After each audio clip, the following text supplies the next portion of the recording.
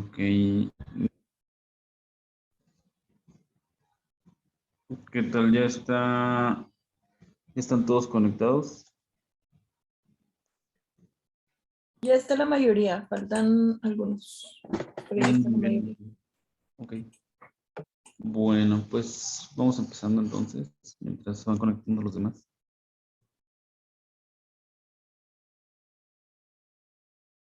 ¿Ya se ve mi pantalla? Sí. Ok. Bueno, el tema de hoy es luxación de tobillo.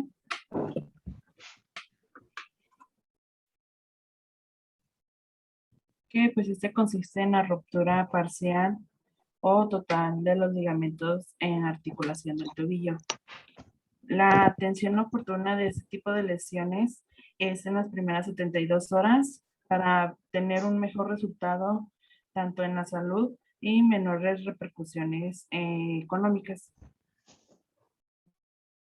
Los factores de riesgo son las personas con alteraciones anatómicas del pie o que tienen sobrepeso y también aquellas que realizan ciertas actividades laborales o deportivas que tienen un mayor riesgo de sufrir un esguince de tobillo.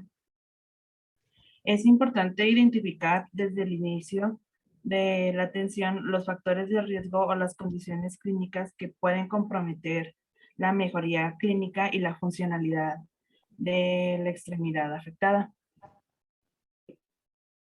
En su diagnóstico vamos a tener que investigar los factores de riesgo relacionados con la lesión, examinar el aumento de volumen, la deformidad y la presencia de equimosis, determinar el grado de dolor a nivel de los ligamentos peroneos y funcionalidad de la extremidad afectada y clasificar el grado de la lesión de acuerdo con los datos clínicos. Se dividen en 4 grados. El primer grado es una lesión parcial de un ligamento sin una pérdida funcional o con limitación leve. Hay edema e inflamación leve y no existe una inestabilidad mecánica y las fibras del ligamento están distendidas pero intactas. Y va a haber una lesión microscópica. En el grado 2 hay una lesión incompleta del ligamento, va a haber dolor y edema moderados, una discapacidad funcional moderada, equimosis de leve a moderada, edema sobre las estructuras afectadas, una limitación parcial de la función y el movimiento. El paciente va a tener dolor cuando va a apoyar el pie. Va a haber una inestabilidad de leve a moderada, las fibras del ligamento están parcialmente desgarradas y va a haber una lesión parcial. En el grado 3 tenemos una lesión completa, pérdida de la integridad del ligamento, va a haber un edema severo, equimosis severo, va a haber una pérdida de la función y del movimiento, inestabilidad mecánica, los ligamentos están completamente desgarrados y no son funcionales y va a haber una lesión total o también llamada una ruptura. Y el grado 4 va a haber una luxación de la articulación. En sospecha se va a tener que solicitar estudios de radiografía en proyección anteroposterior, lateral y anteroposterior con una rotación medial de 15 a 30 grados en el tobillo lesionado, siempre y cuando van a que cumplan los criterios de las reglas de Ottawa. Estas reglas son estas, pero no les entendí, doctor. ¿A qué te refieres? A ver. Que se tiene que identificar nada más el dolor en las dos partes o vamos a buscar nada más una. A ver.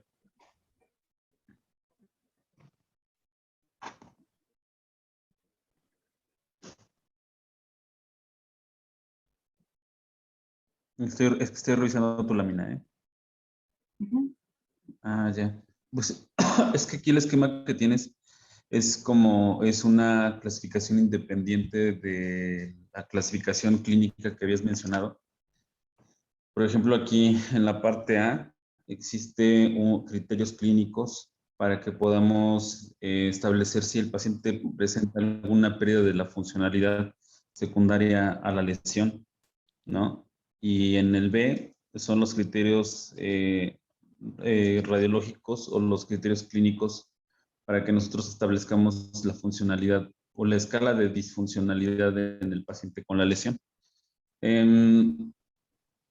La clasificación que está bien que lo plantees, digo, como un panorama o como un esquema o para estructurar nuestro estudio de este tema o de esta patología, para estructurarlo, para tener un panorama más general. Está excelente que lo plantees. Sin embargo, la clasificación que nosotros utilizamos para establecer el grado de lesión en el esguince de tobillo es justo lo que mencionaste en los 4 grados previos. Eso está bien, pero justamente el objetivo de la clase es que nosotros nos quedemos con la información que nos va a dar mayor utilidad clínica para estudiar a nuestro paciente. Aquella información, aquella clasificación que nos dé de una forma estandarizada y de una forma que podamos nosotros comunicar o establecer en el expediente clínico o bien referirlo con otro médico una forma estándar de cómo clasificar las lesiones del tobillo. Entonces, sería bueno, y yo creo que eso es lo que vamos a plantear en el examen, que estudiemos o nos quedemos con la clasificación de los 4 grados que acabas de mencionar y que esto lo tengamos como un conocimiento general, ¿no? Como parte de la estructuración del tema, ¿no? No digo que esto no sea importante, pero una utilidad clínica real no la tiene. Ya en la práctica clínica nos da poca información, es de poca utilidad esta clasificación que estás presentando, ¿no? Sí está bien planteada, pero yo considero que lo que realmente nos brinda información, porque es lo que nos permite establecer un plan de tratamiento y nos permite establecer un pronóstico, son los 4 grados que mencionaste en las diapositivas previas. ¿De acuerdo? Sí. Bueno, ok. Si seguimos adelante, si quieres. Seguimos con el tratamiento farmacológico y también va a haber un tratamiento no farmacológico. El primero es para controlar el dolor y se utiliza la piroxicam con una dosis Ajá. de 40 miligramos. Son tabletas vía oral cada 24 horas en los primeros 3 días y posteriormente 40 miligramos cada 24 horas en los siguientes 4 días. Y también se utiliza paracetamol, una dosis de 500 miligramos, también son tabletas vía oral cada, cada 6 horas en los primeros 3 días y posteriormente 500 miligramos cada 8 horas en los 4 días siguientes. Y el tratamiento no farmacológico, ese se va a dividir en 2. En las primeras 72 horas de la lesión vamos a tener que evitar el apoyo de la articulación en las primeras 48 horas de la lesión, aplicar hielo durante 20 minutos cada 8 horas, movilizar el tobillo a la tolerancia del paciente con una elevación de 30 grados de la extremidad afectada y aplicar vendaje elástico no compresivo de forma inicial.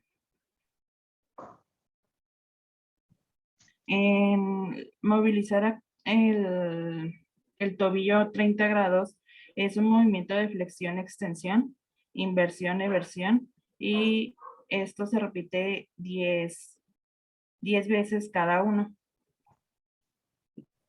Después siguen las 72 horas, que es indicar apoyo parcial diferido con vendaje elástico compresivo, que son vendas elásticas o vendaje con tela adhesiva. Vamos a tener que indicar ejercicios de propiocepción, que es rodar una botella o apoyar parcialmente la extremidad lesionada. Y indicar ejercicios de estiramiento y fortalecimiento en contra de resistencia. Este es usando una resistencia contra el pie. Se recomienda no utilizar inmovilización con férula de yeso en los esguinces de grado 1 y 2 para evitar el calor local y el masaje directo en la fase aguda. Va a haber vigilancia y seguimiento. En esguince de grado 1 se va a requerir una revaloración al 5.º día y su resolución es un periodo menor de 7 días. Y un esguince de grado 2, el seguimiento es por medio de consultas periódicas hasta 21 días después de la lesión. Y eso es todo, doctor. Ok, muy bien. Aquí vamos nosotros a, este es un tema, no es un tema tan complejo, pero sí es un tema de muchísima utilidad clínica, considerando que una de las causas más frecuentes de lesiones o de consultas en el área de ortopedia y traumatología será por el esguince del tobillo. Es una causa de consulta bastante frecuente en prácticamente todos los grupos de edad, desde los pediátricos hasta los ancianos, pero con mayor frecuencia en las personas, como lo dijiste en las primeras diapositivas, económicamente activas, que tengan una actividad deportiva o actividades físicas de manera rutinaria o actividades laborales también de manera rutinaria. Entonces vamos a considerarlo como una de las principales causas de consulta. Voy a hacer énfasis y a tratar de ampliar algunos puntos que ya se expusieron aquí en las diapositivas y que nosotros vamos a quedarnos con los 4 grados de lesión según la severidad de las lesiones de los tejidos blandos en el tobillo. De la 1 a la 4. La 4 es la luxación del tobillo, así es que la 4 será la más grave y debemos asumir que vamos a tener un paciente con una lesión de los tejidos blandos significativa. Va a haber la grado 1, por ejemplo, hablamos de que es una distensión ligamentaria, una lesión parcial, como en el grado 2, pero en el grado 4 puede haber una avulsión total de alguno de los ligamentos estabilizadores del tobillo. ¿Cuáles son los ligamentos estabilizadores del tobillo? En el lado medial es el ligamento deltoideo y en el grado lateral son los peroneoastragalinos. Tenemos nosotros, hablando de los peroneoastragalinos, tenemos el posterior, el inferior y el anterior. Hay que plantearlo o hay que recordarlo porque el ligamento peroneoastragalino, como lo decía en una de las imágenes de aquí de las diapositivas, de hecho aquí lo tengo, en esta diapositiva, el ligamento peroneoastragalino anterior es el más afectado, es el que casi siempre se va a romper, es el más vulnerable ante el esguince del tobillo. Entonces, es el ligamento que nosotros debemos de vigilar cuando tengamos una lesión grado 3 o grado 4, porque las secuelas que son las secuelas de mayor frecuencia después de una lesión, un esguince de tobillo grado 3 o grado 4, es una inestabilidad crónica, lo cual va a condicionar esguinces de repetición, esguinces recurrentes. ¿Por qué? Porque podemos tener nosotros una distensión o una elongación permanente de los peroneoastragalinos, o bien podemos tener una ruptura que no cicatrice del peroneoastragalino anterior y que después requiera una reconstrucción por medio de una cirugía. Entonces, hablando de las secuelas, ¿cuál es el estudio de seguimiento cuando tenemos un paciente en el cual se ha resuelto el periodo agudo del esguince del tobillo? Pues para que nosotros veamos si el paciente tiene alguna secuela, algún cambio estructural permanente, vamos a solicitar un ultrasonido del tobillo y el ultrasonido lo vamos a solicitar hacia las partes blandas con el objetivo, ahí lo debemos de poner en nuestras solicitudes de estudio, de valorar una secuela, una ruptura, una solución de la continuidad permanente, líquido inflamatorio o distensión ligamentaria del peroneo astragalino anterior, ¿de acuerdo? Porque es la estructura que más fácilmente va a presentar secuelas. Estoy hablando del estudio de seguimiento. Nada más voy a enfatizar en las 4 medidas antiinflamatorias que comentaste en una de las diapositivas. Está perfecto eso. ¿Cuáles son las 4 medidas antiinflamatorias? La primera va a ser el reposo. Esa es la primera medida antiinflamatoria, es el manejo en agudo que se debe de realizar. Y del reposo ahorita voy a explicar cuáles son las medidas de reposo para cada grado de lesión, que ya nos diste una idea general, ya nada más la voy a ampliar un poquito. La segunda medida antiinflamatoria es el vendaje compresivo, también ya lo explicaste. Se puede hacer con vendas elásticas distribuidas de manera uniforme en toda la extremidad afectada. La tercera medida antiinflamatoria será la aplicación de hielo a razón de 20 minutos cada 8 horas, o también podemos aplicarlo 20 minutos cada hora por las primeras 24 horas.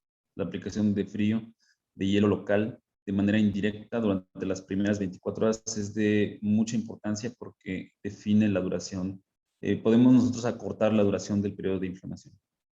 Y la cuarta medida es el uso de medicamentos antiinflamatorios. Aquí es conveniente que nosotros utilicemos medicamentos, sí, analgésicos, como lo planteaste, que tengan una acción analgésica, pero nos conviene también que utilicemos medicamentos antiinflamatorios, analgésicos antiinflamatorios, pero con un perfil más antiinflamatorio, como fenaco, como naproxeno o como ibuprofeno. Doc, el tratamiento es el de PRICE, es el que más se utiliza. ¿El cuál, perdón? El PRICE, que es protección, reposo, hielo y compresión. ¿Es el que más se utiliza? Sí, son 4 medidas básicas, exactamente. Sí, así es. A lo mejor sí, está conocido por algún acrónimo o por algún epónimo, pero sí, la idea en lo general es esa, ¿de acuerdo?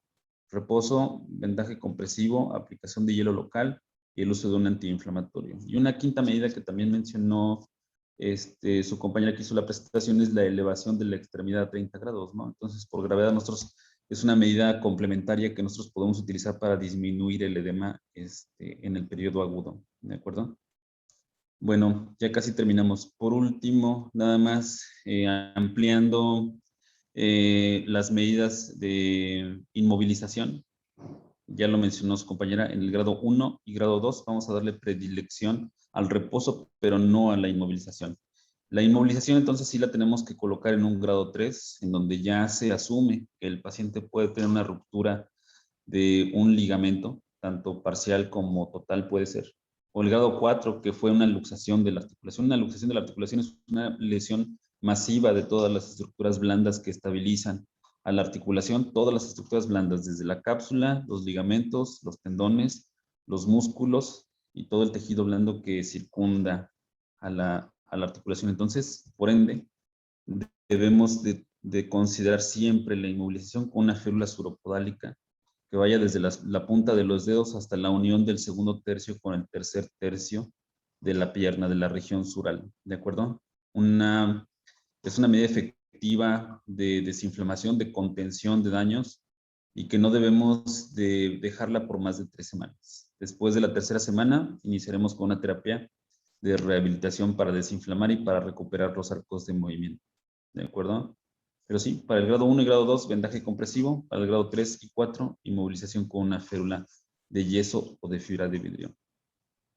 ¿Hasta aquí alguna duda? ¿Algo que quieran preguntar? ¿Algo que no haya quedado claro? Doctor, dijo que la inmovilización sería durante 3 semanas, ¿verdad? Sí, no más de 3 semanas. Nosotros debemos de buscar siempre la movilización precoz de nuestros pacientes. Esa debe de ser una premisa para nosotros en ortopedia y traumatología. Siempre debemos de buscar que en la primera oportunidad que tengamos al paciente debemos de ponerlo a mover para que no tengamos los efectos secundarios de una inmovilización prolongada. Pero sí, el límite máximo es de 3 semanas. Pero si nosotros, ante la valoración clínica, si vemos que nuestro paciente ya no tiene tanto dolor, ya no tiene tanta disminución de la capacidad funcional, si no tiene tanto edema después de una semana o de 10 días en una revaloración, en una cita de control, si nosotros vemos clínicamente que nuestro paciente ya tiene una cierta resolución, vamos a tratar de quitar la férula suropodálica, cambiarla por un vendaje y que nuestro paciente comience a hacer un apoyo parcial y comience a hacer un esquema de fisioterapia. Entonces, es el límite máximo 3 semanas, pero si nosotros pudiéramos retirar esa inmovilización a los 7 días o los 10 días, dependiendo de los datos clínicos que encontremos en la revisión de control, hay que hacerlo, ¿de acuerdo? Sí, y doctor, en caso de que no se haga inmovilización, Ujú. podría ser tiempo después, por ejemplo, si el paciente pues no se quedó inmovilizado Ajá, y sigue el dolor sí. durante más de un mes, también podría después darse la inmovilización o ya no. Sí, después, cuando nosotros iniciamos nuestro manejo después de las 6 semanas, que ya se considera una lesión crónica, después de las 6 semanas, después de las 5 semanas, si no se inició una inmovilización en agudo, ya no hay que iniciarla en el periodo de cronicidad. No solo no nos va a servir de nada, sino al contrario va a interferir en la evolución o en la mejoría de nuestro paciente. Cuando nosotros tuvimos un paciente que no recibió inmovilización y que sí la requería, grado 3 o grado 4, y no recibió inmovilización, no se le colocó la férula, siguió apoyando, vamos a tener un paciente con mucho dolor, ¿no? Aunque ya hayan pasado 4 a 6 semanas, ¿no? No nos conviene inmovilizarlo, nos conviene canalizarlo directamente a una terapia física para desinflamar.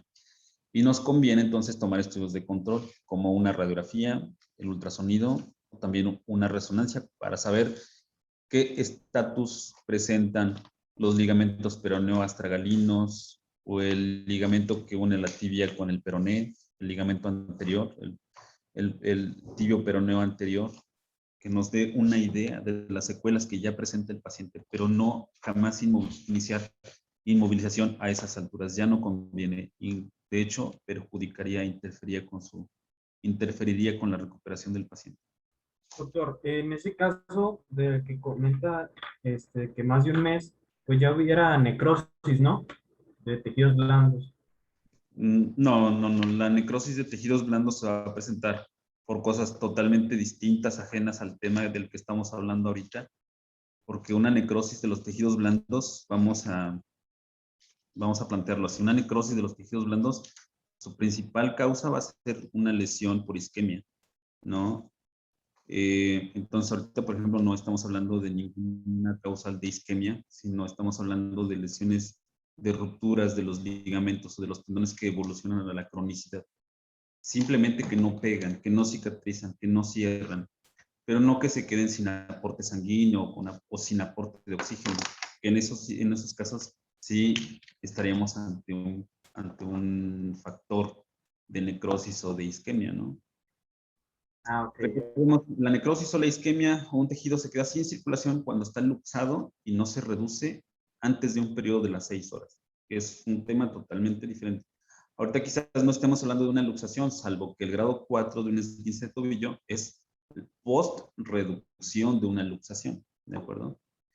Quizás eso es lo que a lo mejor está haciendo que se nos crucen las ideas, pero no, ahorita volvamos al tema, es únicamente el tema del esguince. Un esguince difícilmente por sí mismo va a producir algún tipo de isquemia en alguno de los componentes de la articulación. Es algo difícil, no imposible, ¿verdad?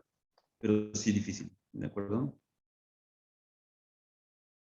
Yo tengo una duda. ¿Por qué el astragalino anterior es el más propenso a esguinzarse? O sea, yo pensaría que sería el calcáneo fibular por el mecanismo de, pues más de caídas, ¿no? O sea, bueno, Sí. Nosotros podemos ampliar nuestra revisión del tema. Hay una clasificación de los esguinces de tobillo que se llama clasificación de Lau-Hansen. Ahí voy a poner la clasificación en el chat. Lau-Hansen. Lau-Hansen hizo una clasificación acerca de la cinemática, de la dinámica en la que se generan los esguinces del tobillo. La mayoría de ellos es por un movimiento de supinación forzada con flexión dorsal del pie. Si nosotros nos imaginamos una supinación forzada, es decir, que la planta del pie se vaya hacia adentro, hacia medial, y con una flexión dorsal forzada de la planta del pie. Imaginemos, bueno, más adelante lo pueden checar en Google, la clasificación de Lau-Hansen. Ese movimiento es el más frecuente, la supinación forzada más la flexión de la planta del pie.